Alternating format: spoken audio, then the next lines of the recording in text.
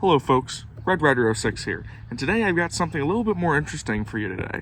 So, I went to a flea market 2 days ago. I'm recording this on Monday because I'm a little bit late because I have had a lot of things that I've got to do, like work and stuff primarily. Anyways, well, I went to a flea market and I picked up a rifle for $15, and it's a really interesting gun because it's the only one of its type. And what gun am I talking about, you might ask? Well, I'm talking about the infamous, one and only, Daisy 86/70 Safari Rifle.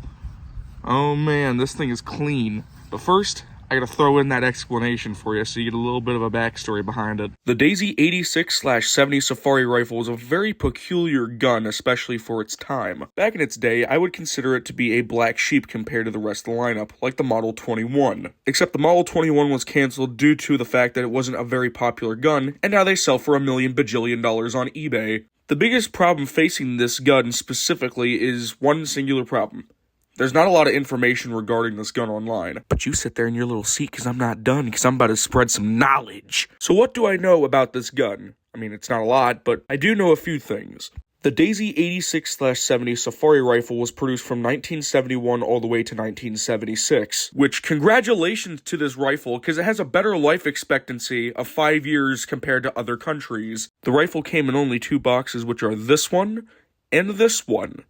Pretty bland, honestly.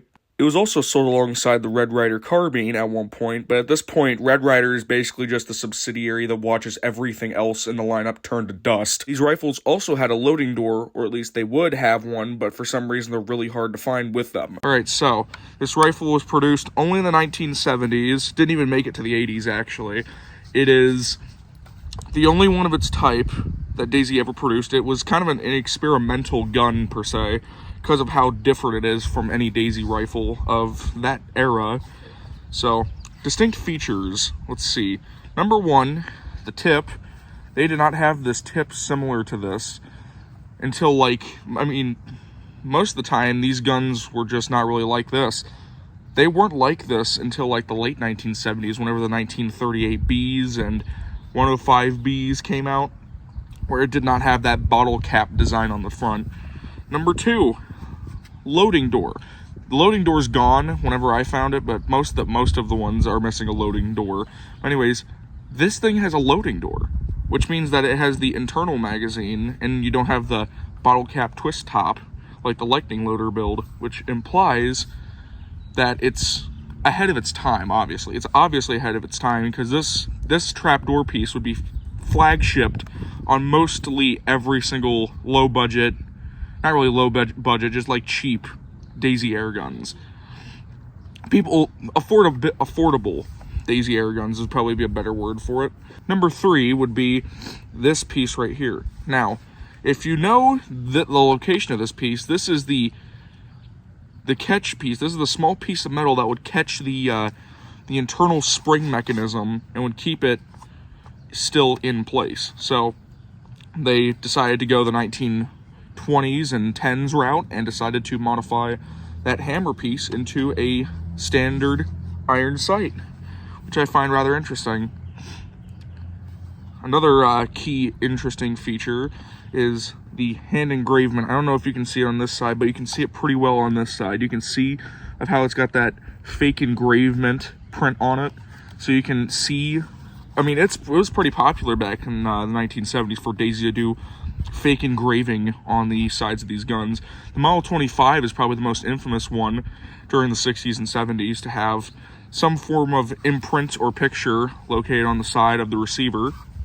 Then you got this beautiful plastic stock with the original notice sticker that was pretty well known. I have one with the original notice sticker, but that one is faded.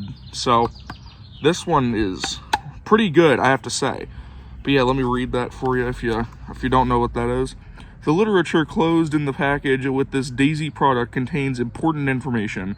Read it carefully before using your Daisy BB gun. Order manual and instruction program manual from Daisy Box 220, Rogers, Arkansas, 72756. Please specify gun model. So this is basically this was basically before that they they printed on here free manual and then showed the location of where to send the mail of how they do in the modern guns. I'll have to throw a picture on there because that's a really obscure thing that a lot of people look at. But that's basically what they're telling you. They'll give you instruction booklet, gun program. It's just you got to specify which gun it is. Another interesting feature is that this is the only screw here. This is the only screw attached to the main receiver besides the stock right there. And of course up here, which is also kind of weird, but we'll get back to that in a second. The rest of the body is rivets. This rifle has technically the build of the Daisy pop guns, of how you can only unscrew the stock, but you can't unscrew it from here usually. Whenever you have the pop guns, you can only unscrew it from the top. But yeah, most of it is rivets, which interests me a lot, but you'll understand the second that we get into the mechanical part of it. The next piece is, it's got the flip fire safety, which of course was around before. It was on the Model 26 and other very well-known rifles around that era. So this is not particularly new. However, this was around the area when the switch fire ones that were located on the side of the receiver. So this one was kind of revolutionary. In a little bit, it was a little bit revolutionary. It wasn't that revolutionary, but it was a little bit more revolutionary to the rifles around it. And then finally, it has an oil hole on the side, which, another interesting thing, because, I mean, granted, every rifle around this time had oil holes, but it's kind of hard to find old Daisy air rifles, especially like ones from not this age, but like 50s and 60s and 40s. It's hard to find oil holes, because back whenever you had the 111 Model 40, you would just pour the oil directly down the shot tube, and that it would lubricate the entire spring mechanism somehow. I don't know how they do it, but it's interesting. So, enough lollygagging. Let's get this thing into ready to fire. Now, the way you load this gun is really, really interesting. Of course, you got the loading hole. So, I'm going to do this. And the problem is that the beads are going to roll right out. So, nope. I was not ready for that. There we go. I'd say we're going to fill it up about that much. We're not going to fill it up too much. Let me grab that rogue bead that's trying to roll away. There we go. Now, I don't have a loading door, but I do have sticky notes and tape. So we're going to have to probably improvise a loading door with this case so we can keep the beads in. So let me go do that really quick. All right, that's the best I could do right here. I might apply a little bit more tape, and I'm going to apply a little bit more tape. Let me just do that really quickly. I just want to make sure that nothing rolls out. All right, now we should be good. So that's our makeshift loading door. I'd have to take all the tape off in order to get it off. So we're only gonna do two runs of this. So that's why I filled it as much as I could, or not really as much as I could, but as much as I did. Now, the way you would cock this gun, and let me get the glasses on so I can get into safety mode here. There we go. The way you would cock this gun is really interesting because, like I said, it's the only one of its type. And I want you to guess really quick. I'll give you like 5 seconds to guess.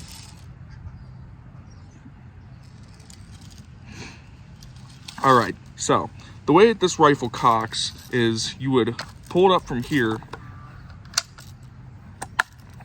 So it basically is like a Daisy lever gun. It's just, you know, they hid the lever compartment that way. So that's really interesting right there, of how they take the whole entire trigger guard and every single part of the bottom half of the stock, put it into this mechanism, and then it's like that. Now, let's go ahead and get to firing. Alright, as you can see, we got the usual layout. This is the layout of the thing I was going to do, because I was going to make a video before this, but then the rifle didn't work.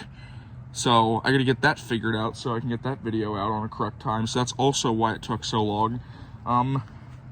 You got styrofoam target, metal targets, 2 bottles of water, and then this really tough foam that came with my EV bike I recently purchased.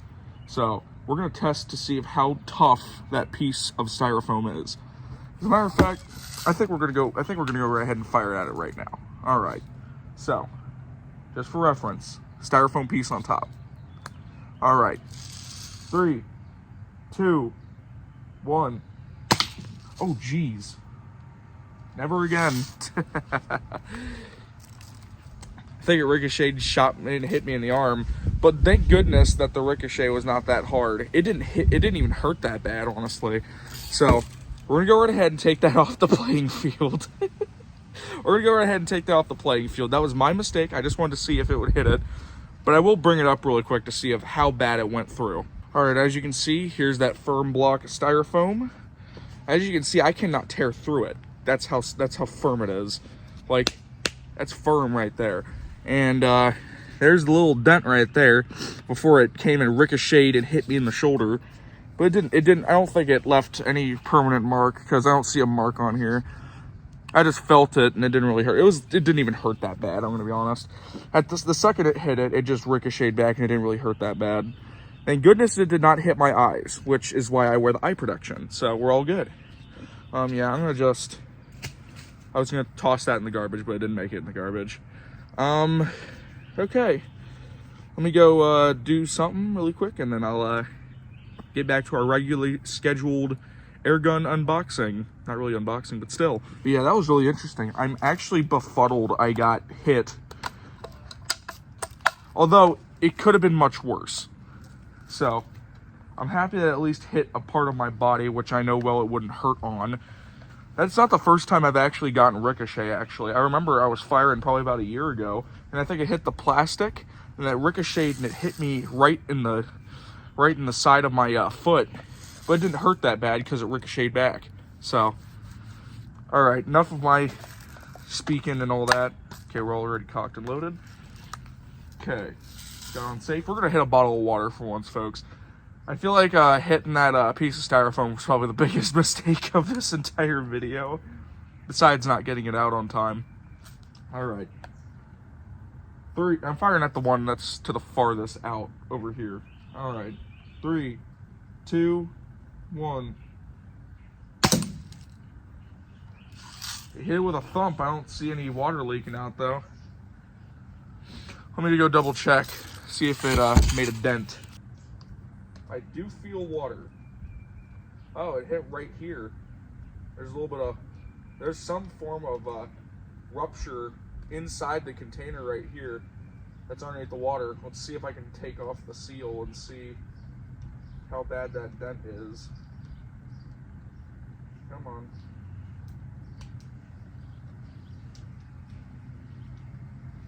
There we go. Oh yeah, there we go. You see that, folks? It isn't a big dent. As you can see, we've turned this bottle of water into a Disney water fountain feature. That's a perfect strand of water too, by the way. That was actually really cool.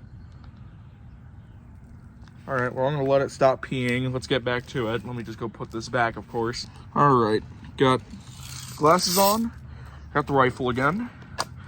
I'm gonna try to see how good we can hit the targets, the metal targets, because this thing feels pretty accurate, so we're gonna see how that goes.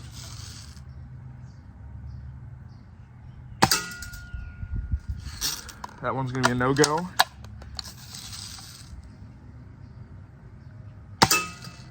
Just double checking, I'm making sure that I'm not covering the camera so you're seeing this.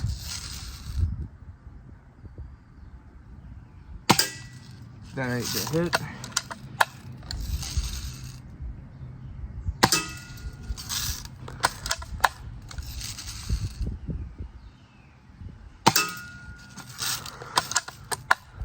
Come on. There we go. Now we got something cooking. What the heck is that? I'm seeing some sort of shiny object just chilling there. Let me go check. I'm gonna flip this around so it's not facing me. I'll be right back. Okay, I figured out the thing. There's no spooky little spirit floating around. There's no spooky orb floating around inside of my shooting chamber. It's just there's a big hole in the back, which I'm presuming is where you could like mount it on the wall. I'm just making assumptions of that's what it is. All right, let's keep trying. Nope.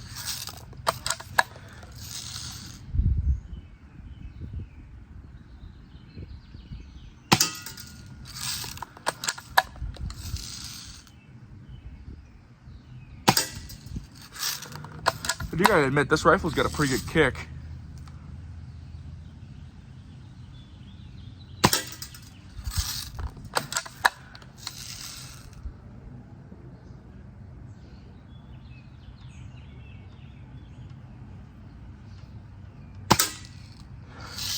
I love how I can hear the mechanical part of it as I'm slowly releasing the trigger.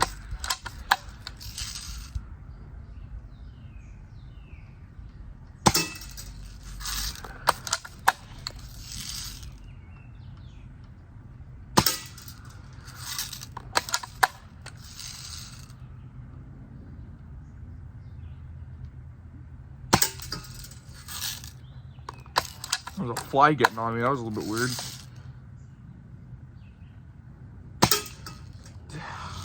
Come on.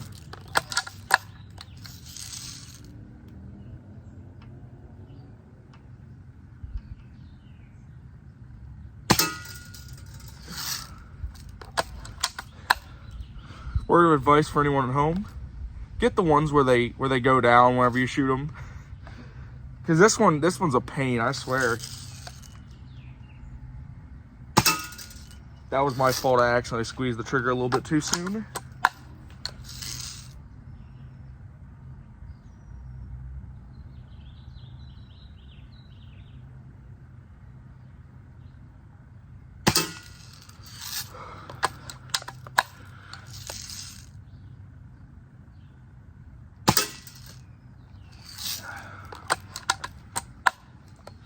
I'll have to say it is a firm rifle. It's just my hands are cramping up because I'm trying to tense up so hard.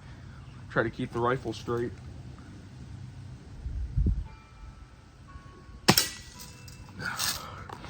Another thing about these rifles that I don't like is this rifle, I hate where the sights are just permanently stuck in one spot. Like with the 105B, I hate 105Bs solely because of the fact they're stuck in one spot. That's why I kind of like the elevation ramps on some guns. Specifically the Red Ryder carbine. I like the adjustment ramps and the adjustment options. I mean, come on, even the original Red Ryder had height adjustment options.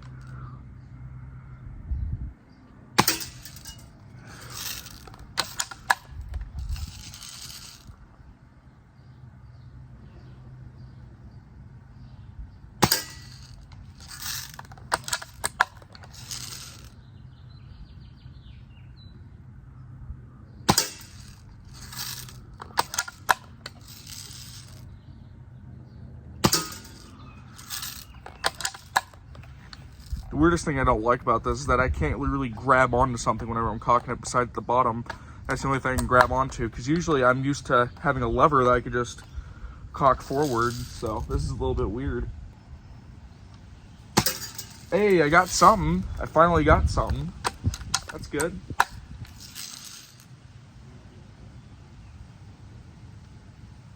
I just gotta hope the guy don't hit that middle one.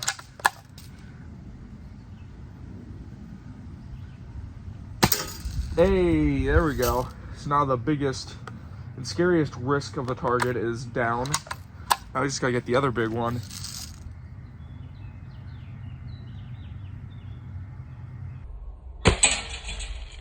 You can't make this stuff up. There's no way. I'm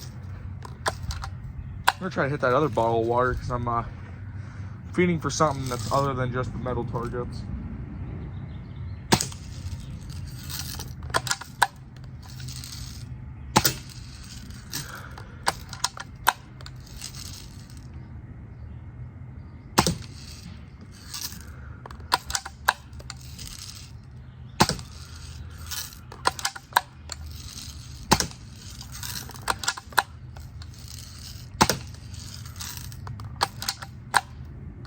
I see it leaking out of the side a little bit.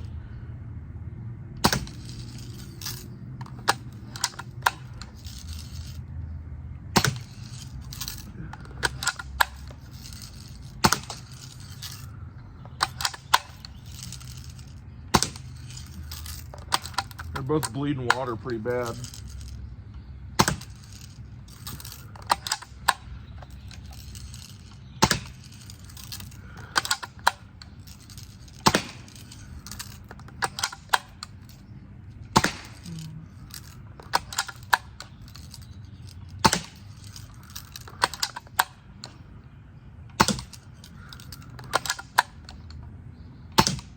All right, we're gonna just double check, see if it's empty. Yep, we're empty. Do one more round, and then we're good. All right, this is the final round. We're just gonna go redhead and speed run through it. Let's go.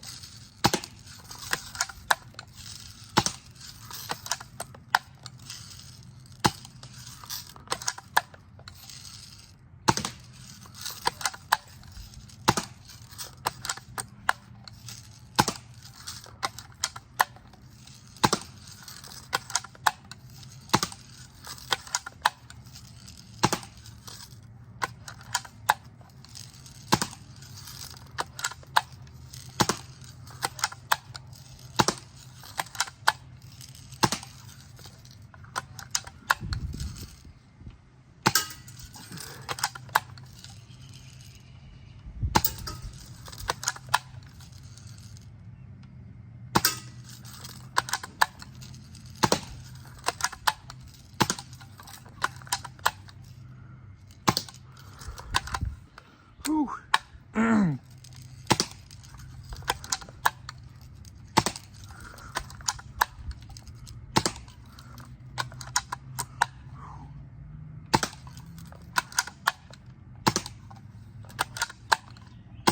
Okay, come on. I know there's one more round in there. Really out?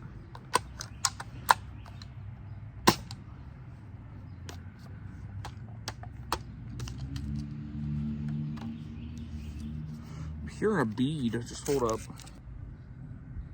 What the heck is that? Oh. Is that part of the trapdoor piece? Huh. Well, we are out. It's just as a piece of the metal trapdoor that was once there is rattling around in the gun. I see it swooping in and out, so. Well, overall, I think this rifle is pretty good. Number one rule of advice for anybody watching this and interested in doing something like this: always wear eye protection. Like, that was kind of scary.